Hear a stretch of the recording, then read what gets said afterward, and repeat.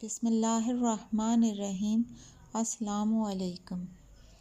حضرت ابوبکر صدیق روایت کرتے ہیں کہ حضور اکرم صلی اللہ علیہ وآلہ وسلم نے ارشاد فرمایا، اللہ تعالیٰ نے فرمایا ہے کہ اپنی امت کو بتلا دو کہ وہ لا حول ولا قوۃ الا باللہ 10 مرتبہ صبح کو، 10 مرتبہ شام کو اور 10 مرتبہ سوتے وقت پڑھا کریں۔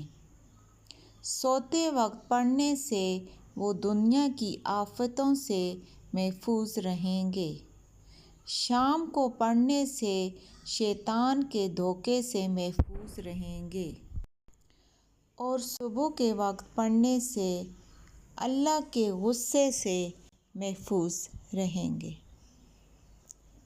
اگر ویڈیو اچھی لگے تو ویڈیو کو صدقے کی نیت سے شیئر کر دیں، اور اگر چینل کو آپ نے سبسکرائب نہیں کیا تو چینل کو سبسکرائب کر دیں اور بیل آئیکن کے بٹن کو پریس کریں تاکہ آنے والی ہر ایک نئی ویڈیو آپ تک بآسانی پہنچ سکے۔ جزاک اللہ۔